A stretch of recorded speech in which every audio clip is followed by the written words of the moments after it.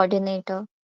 It gives me immense pleasure to welcome you all to the first day of our FDP on a systematic way of research paper writing.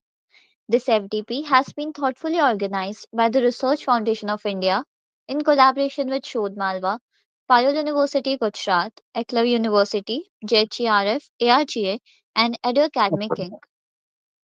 Before we begin this event, I am honored to introduce the Research Foundation of India and shed light on its mission and operations. RFI is dedicated to social upliftment, enhancing higher education quality, and promoting Indian research globally. It organizes international and national conferences, seminars, workshops, and symposiums to integrate intellectual ideas and foster innovation. Committed to scholarly inquiry and the practical application of research, RFI collaborates with top Indian universities through MOUs. Its members include distinguished faculty, researchers, and professionals across various disciplines.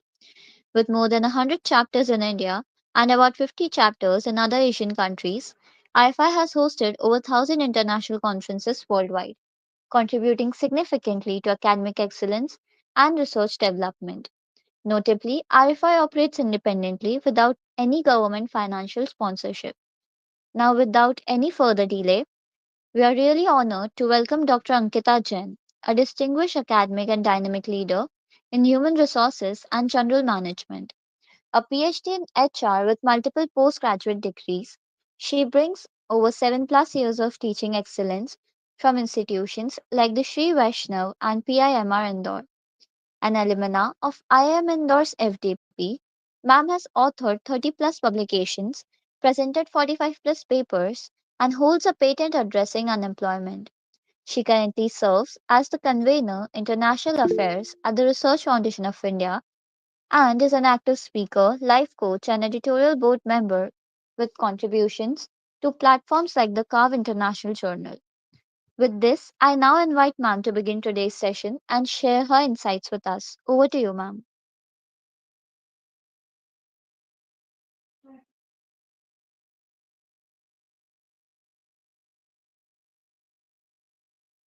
Thank you so much, Asmi, and thank you so much, Team Research Foundation of India, for this program and inviting me as a resource person for the same. Now, uh, without any delay, I would like to introduce the this particular program, faculty development program, come training program on a systematic way of research paper writing. So here we can see that in this 5 days program we are going to have 5 different sessions on different topics.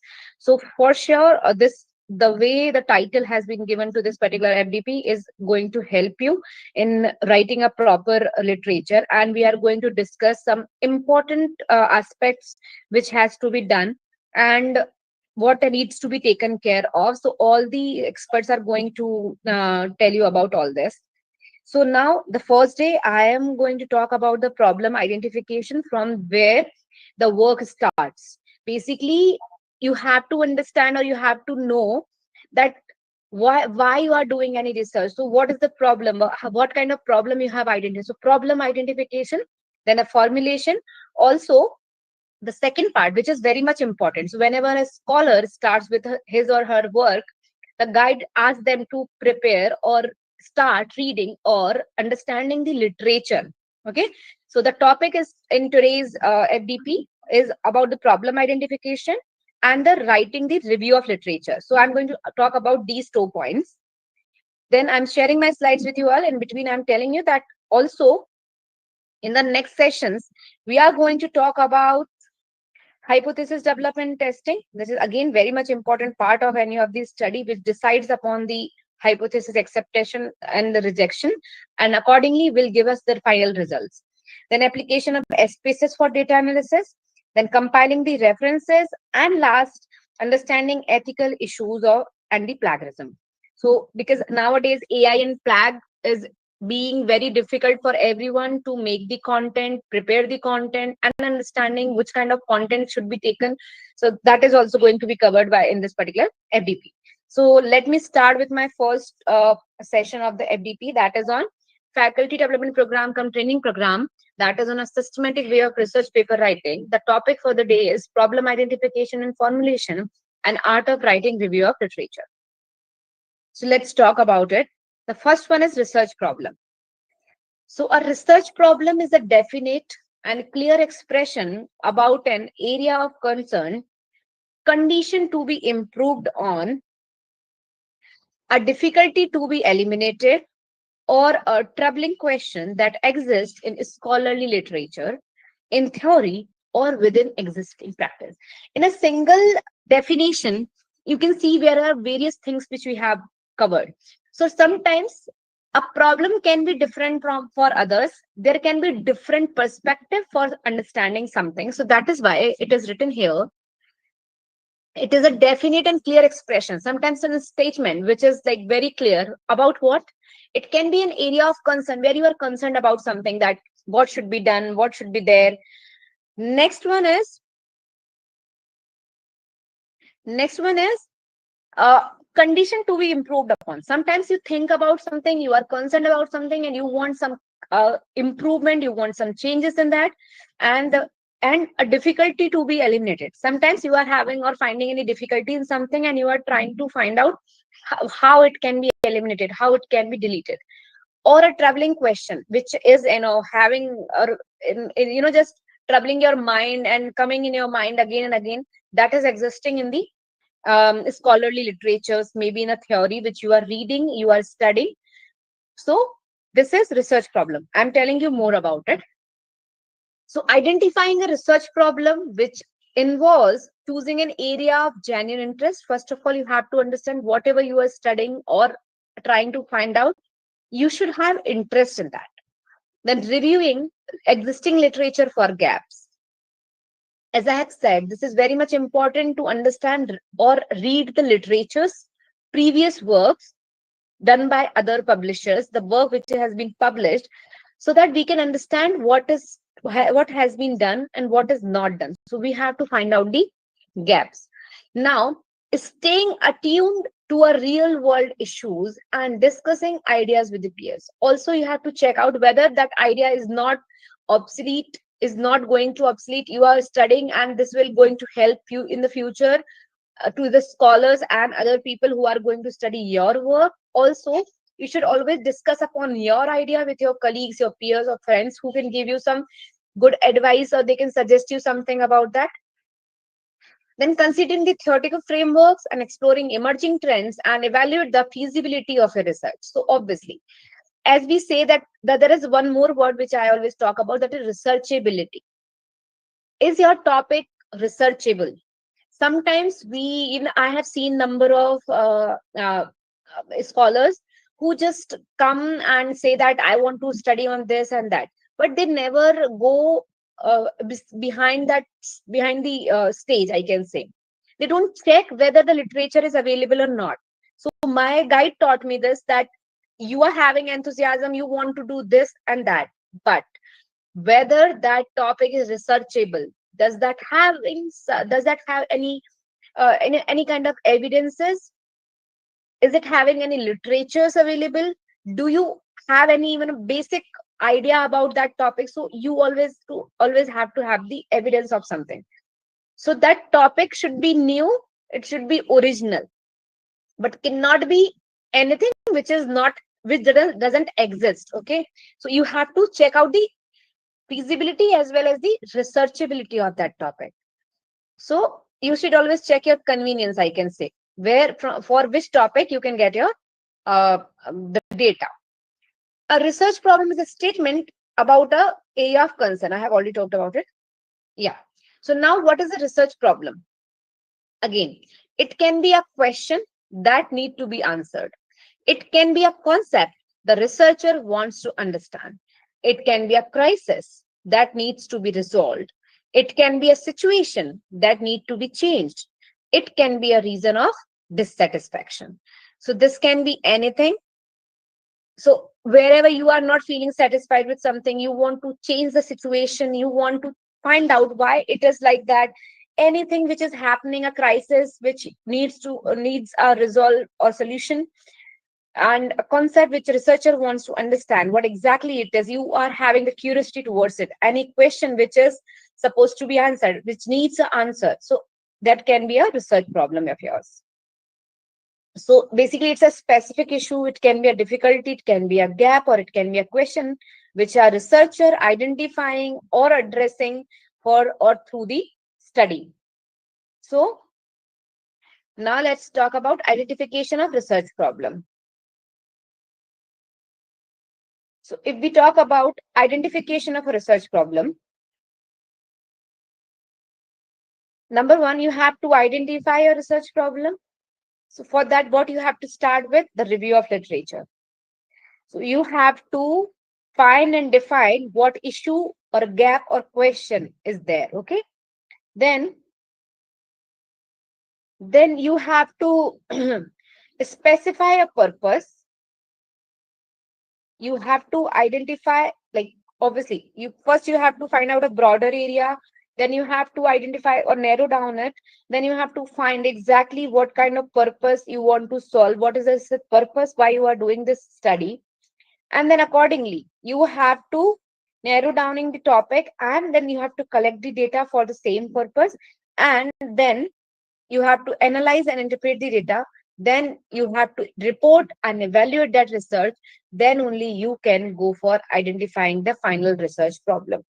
So it should be basically based on facts, observations, not the assumption. So always there is important to collect a proper data, reviewing the articles, reviewing the previous research and other things, so that you evidence for doing this. And as I have said, it should be researchable. So that is why every step is important. Broader topic to narrow downing it, then also identifying the research purpose, and then studying the review of literature. And as I have one more thing I would like to mention again, that as I have said, it should fit to your time. It should be available on the resources should be available for the same. So that is very much important. Otherwise, from where you will get the data? Okay. A research problem is a clearly defined issue or a gap in existing knowledge that a study aims to address. Basically, a study is trying to find out what? The gap in the knowledge. So it serves as the foundation, a base for the research process, and guiding the development of research questions, objectives, and the methodologies. So it should have a clarity and a specificity in this. A research problem is a specific issue. It can be a contradiction. It can be knowledge. So anything which you are planning or giving the idea towards the potential outcomes. Now, how to select a research problem? So when it comes to selecting a research problem, obviously I have sent you that you have to do step-by-step process for the same. So if we talk about the selection of a research problem, so it's one of the most important step in the research process. Basically, it determines the direction, quality, and success of this study. So first you have to see, is the problem relevant and important? Then, does the subject area suits to his interest? As I have already said, you should always check your interest in that particular area. Otherwise, after some time, you will feel like not having lack of interest, and then you will leave it. Okay, so always keep or choose that topic which is having interest.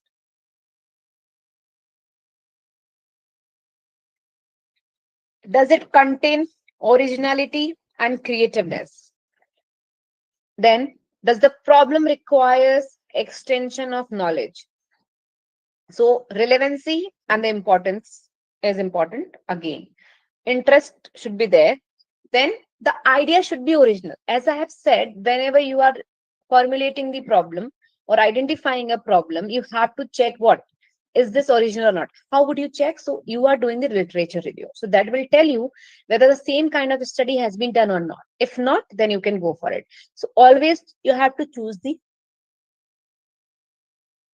original idea, and you have to use your creativity. You have to make your topic little creative, something different, but not copied. Does the problem requires extension of knowledge? So yes, always. Whatever knowledge you are having, it's good. But you should always check whether this particular topic which you are reading, have you read it multiple times? Do you have enough knowledge about it? If not, and see, every time there are new changes are coming in. So you cannot say that you have sufficient knowledge. You should always try to read more and more about that. As many times we teach a subject, we always see there are some things which are new and which we could not teach till now. So you should always try to do more and more in that particular subject area or knowledge area.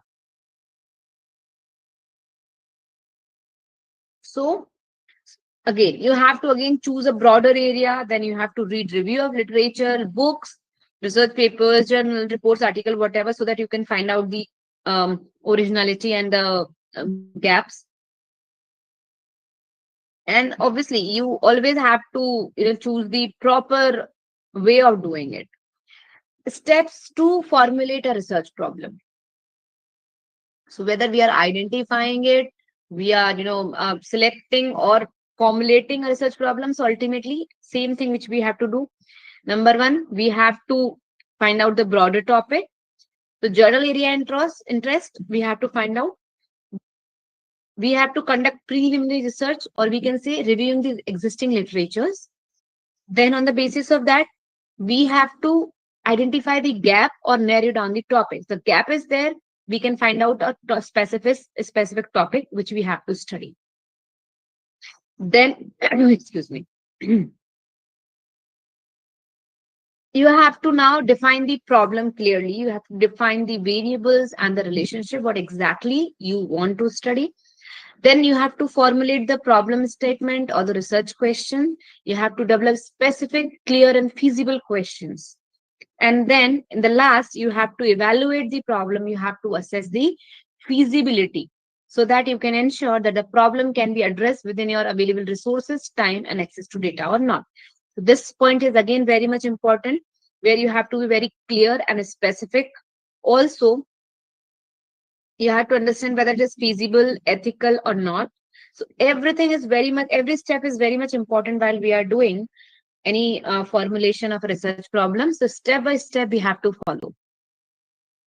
I already discussed this. Now we talk about the characteristics of a good research problem. So already mentioned, it should have a clarity, researchability, a good significance, originality, feasibility, and ethic. I can say ethical should be it should be ethical also. Now there is a sometimes people have doubt about the research problem and the research question. Sometimes even we use it synonymously. So let me talk about it. For example, you are having a topic of mental health in college student. It's a general topic I'm taking so that everybody can understand. So a research problem would be, despite despite of increased awareness, the prevalence of anxiety and depression among the college students remains high.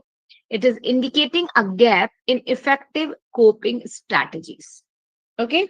And the research question would be, what is the effect of daily mindfulness meditation on reducing anxiety levels among college students? Means it is talking about a specific thing, research question. The problem can be little broader. And then we can have multiple questions out of it. So now let's talk about it. That is review of literature in the research.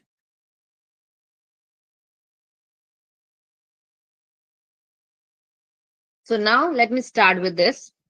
I always start with this so that people can understand where exactly I am. So format of thesis or the research paper. So first the abstract comes when we see the paper. So abstract we can see. Then introduction, then review of literature. In the review of literature, we also find out the research gap. Then research methodology, results and interpretation. We also call it data analysis.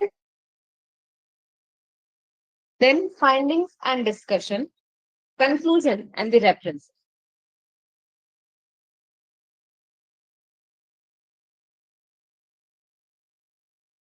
So we can see that we are on the second step of the research paper chapter. If we talk about the research paper or thesis, so this is second chapter which comes as review of literature. I'm talking about that today. So if we talk about the review of literatures, it's a summary of all the reviews from various research literature related to the current study carried out by a researcher. So simply, whatever has been done in the past by various research scholars. Basically, it helps to discover what is already known about the research problem and what more has to be done. Simply, when you see something, the older things, you see that this is already done and this is not done. So, what is the gap? You can find out. Now, the material gathered in the literature review should be included as a part of the research data as it influences the problem and the research design as well. On the basis of that, we can identify, like do whenever we are doing literature, we can also check out various things like research methodology, which kind of conclusion they have come on, what kind of results they have applied, what was their like what was their sample size analysis tools and everything we can see, and the way they have written everything can we find out by doing the literature review. So a literature review is an assessment of a body of research that addresses a research question. So, a literature review means collecting, studying, and analyzing published material, such as books, journals, articles, theses, reports that are relevant to your research problem.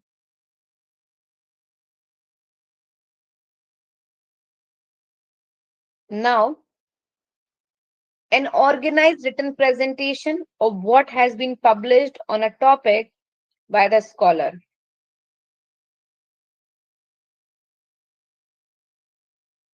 So, there can be various resources of the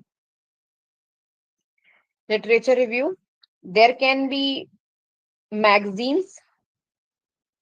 I'm talking about the resources of literature review. So it can be magazines, newspapers, electronic database, books, journals, conference paper, theses, research report, government reports, encyclopedia, dictionary, conference papers, any kind of interviews, observation, experiments, anything which is available, textbooks.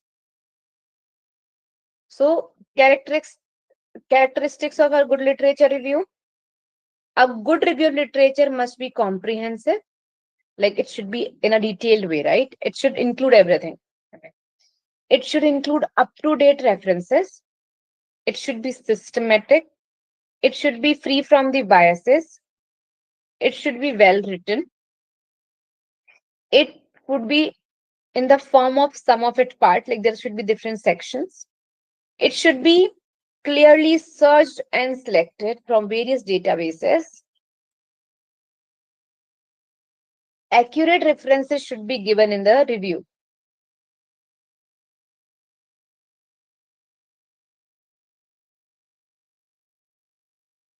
Now let's talk about the purpose of the review of literature. Basically, it helps to identify what is already such problem. It helps to build on previous knowledge. Whatever we know, we add on something. Many published research studies contains the recommendation for the future research. I would like to focus on this point in the last, from which we can get idea for our new research study. It makes researcher to know what research has already been done in a particular area so that we can avoid the duplication. Because we are reading previous studies, we can see what is already done. So we will not obviously going to do it again. It is necessary to narrow down the problem to be studied. Now, again, I'm coming to the third point.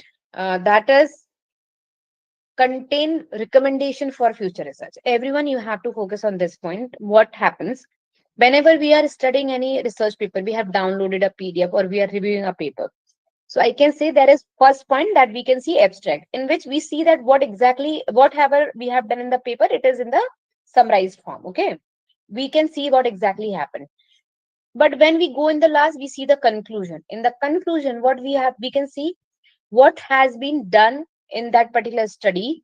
So it is concluded. In the abstract, everything is there, like methodology, introduction, literature, and everything, study and RM part, everything is mentioned.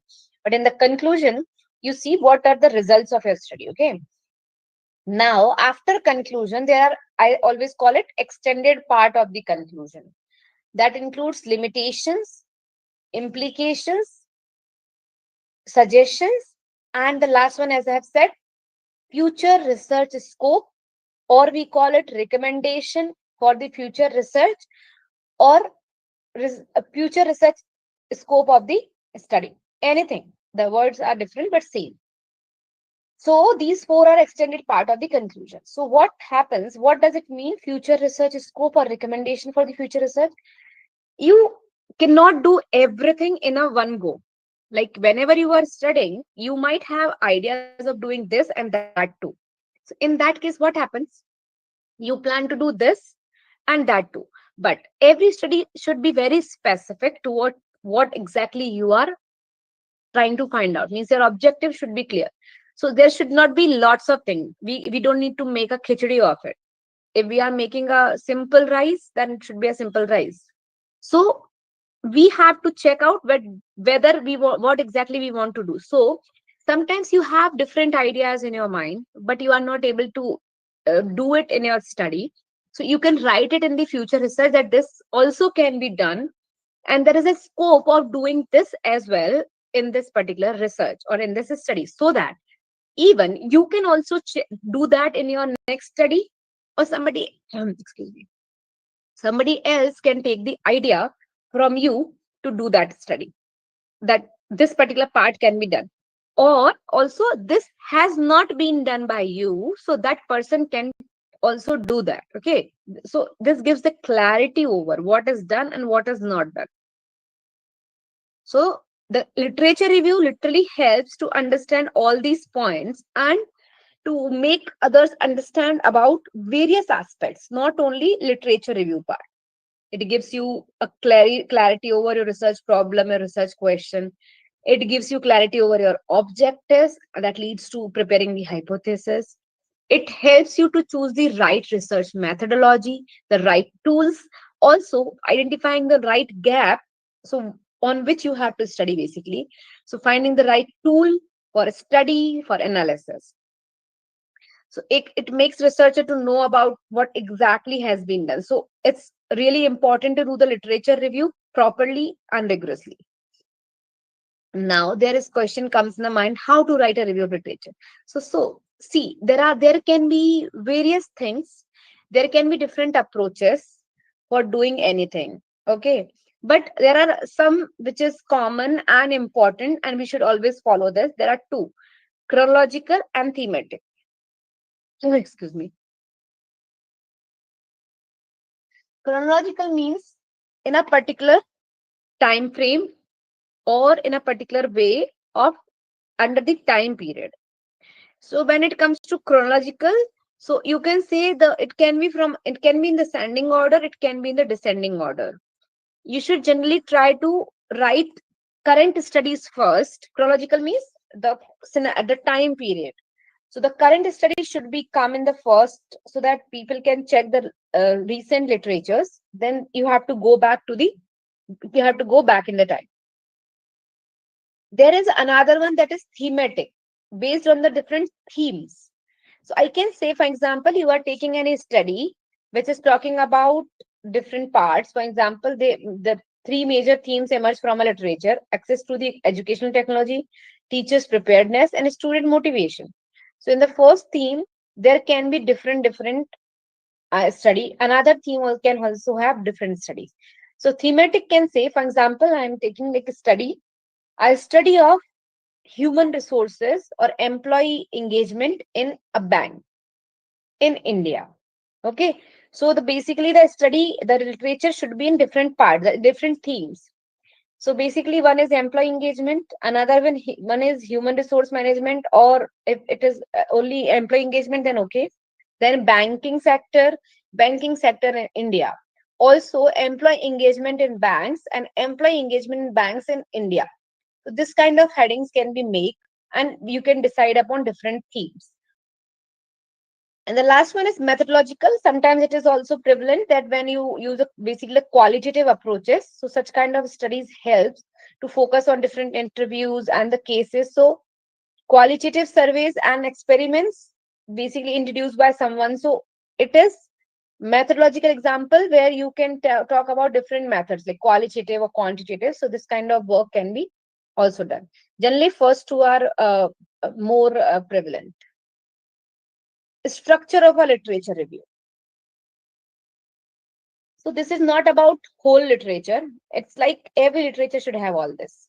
Introduction, methods, body, discussion, conclusion, and reference. Means what exactly your topic is all about, then what methods has been followed in that study, then if there is something results came up, any discussion about that particular topic, what conclusion happened, like what contributions were made about through that particular topic or the research, possible suggestion for the future research or future study.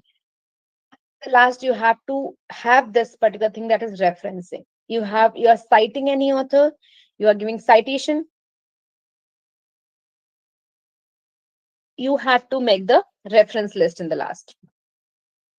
Steps of review of literature. So again, you can say you have to select a topic, you have to search the literature, then you have to again develop the argument, then survey the literature, critique the literature, and then write the review. Means you have to understand that literally that particular literature is of your use or not. So you have to critically examine the same thing. So, a well conducted literature review aims to demonstrate the familiarity with the existing body of knowledge. Also, it identifies the gaps or inconsistencies in the literature, establishes a theoretical framework for a research, position of your study within the context of your existing research, where exactly you are, then justifying the significance of your research question or the hypothesis. Now, let's talk about length of the literature review. So, as a part of PhD or MSc dissertation, literature review will be comprehensive, covering all the research on the topic. So, this generally, if I don't talk about this, so in the last, somebody, scholars asked such questions, so I have taken into the consideration. So, we talk about the length, how longer it should be. So, basically, there, first of all, you have to see whatever is your study, it is your study, right? You have to decide everything by your own. It can be 2 page long, it can be 20 pages long, it can be 200 pages long. It's all up to you. But still, there can be some guidelines for something that it should be done in this way, but it is not compulsory to do in this way. But still, I'm telling you some of the points which I have taken from the internet. So, as a part of the PhD or MSc dissertation, ROL will be comprehensive and covering everything, all the research on the topic as much as or as relevant as we can do. If we talk about the research proposal or a project, so it covers the different aspects related to the research project, and it is reasonably comprehensive. It should not be that detailed, but it should be detailed enough.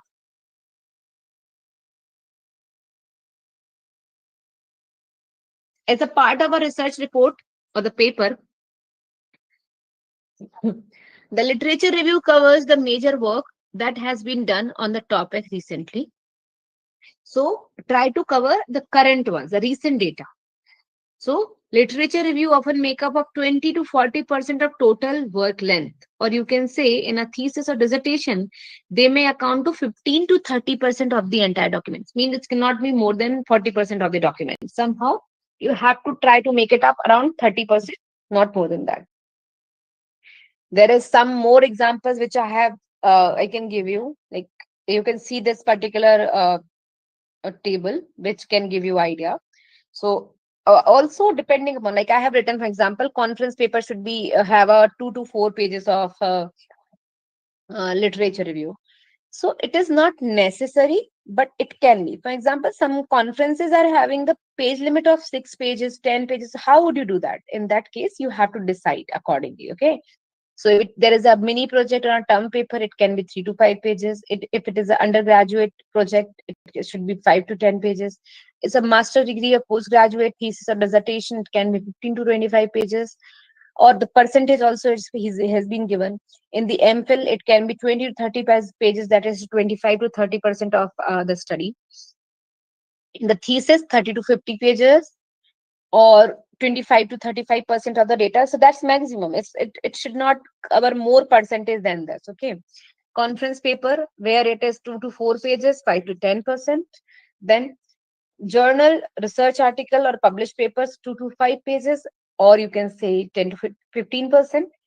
Review of paper we talk about. So again, as I have said, because it's a review paper, it's a standalone literature review article where you have to think that it is all about reviews only. So it can have 100% total work can be based on literature. So 20 to 40 pages of the literature you can use.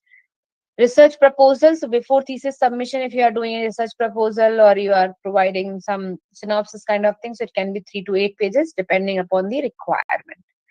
So this can be an overview about the size or length of the ROL. Now, as I have talked about the various resources, so there are some sources also, like primary sources. So original works like peer-reviewed journals, thesis, dissertation, conference proceedings, papers, technical reports, government reports. Secondary sources can be scholarly books, edited volumes, review articles, meta-analysis, textbooks. Tertiary sources can be summarizing or compiling the references. So it can be encyclopedia, bibliographies, handbooks, manuals, guidebooks, or similar reference compilations. Commonly accepted source or types of literature review, I can say the peer reviewed journal articles, edited academic works, professional journal articles, statistical data, government reports or through the government agencies, any published reports specifically, and website content from professional associations. There can be some, good websites from where you can take the data. Some points to remember while we are doing the review of literature. So, first of all, literature review must be written in a formal and academic style. You have to keep the writing clear and concise. Always aim to objective and respectful to others' opinion, as if you are using others' point of view, others' literatures, other work. So it should be very clear that we should not offend or we should not disrespect others' point of view. Whatever they have done their best. You should do your work. You should not give any particular or personal comments or personal opinions to that. When introducing someone's opinion, you don't need to say, don't use say, but instead of an appropriate word, you can, such as arguments, claims, states, you should use such words.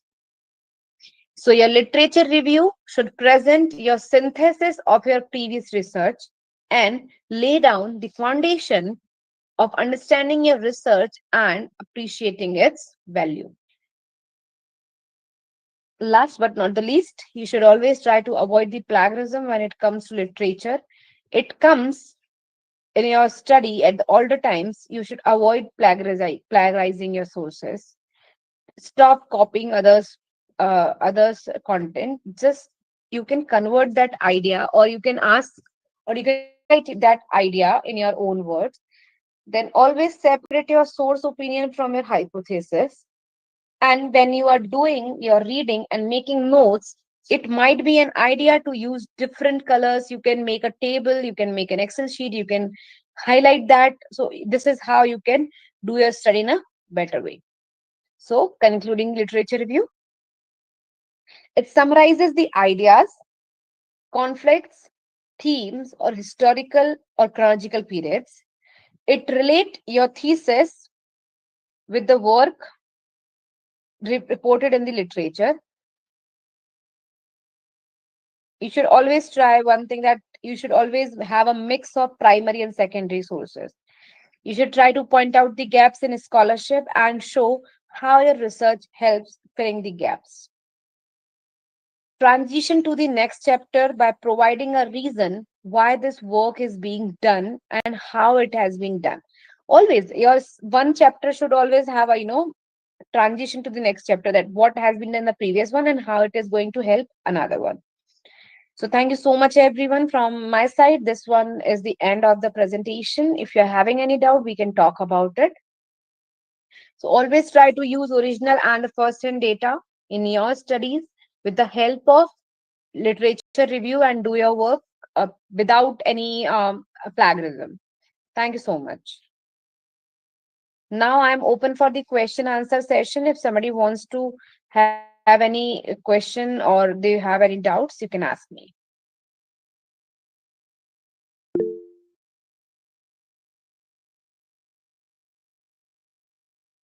Any one of you? Good evening, ma'am. Reema Singh this side, Hi. if you could hear me. Yes, good evening. Hello, ma'am. Thank you so much for this amazing session. Ma'am, actually, I have a question that, okay, if we are writing some quantitative paper, so we collect the data and we can reflect it on the paper. But ma'am, how to write the qualitative paper? Like, I don't want to collect data, or maybe some topics are not like I have to go and do the questionnaire or surveys on it. So there are some qualitative papers as well. So how can you guide me about it? Like Thank you you, are ma'am. asking like how to do literature review or write literature review in Hmm. the qualitative study. Yes, ma'am. Like not only literature review. Okay, maybe you are saying this today. You talked about this particular topic, so maybe literature review. But like I am just asking ki how a person writes a qualitative data. Like we don't qualitative research paper. Maybe So, ma'am, we see, don't have. as you Yes, have told me that there are two types, the sources of ma'am. qualitative study you are talking. So, see, first of all, it's all about type of paper. Okay, it Hmm. can Hmm, be hmm. a qualitative research, it can be a quantitative research. Yes, ma'am. So, in that, basically, if we talk about qualitative study, so there are different sources of that. Like, for example, if we talk the quantitative, so generally the questionnaires, when we are doing the data collection, Yes, ma'am. just a second, ma'am, just a second.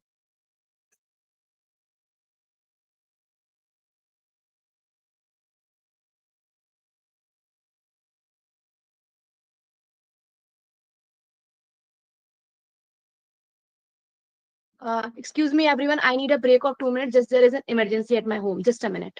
No problem.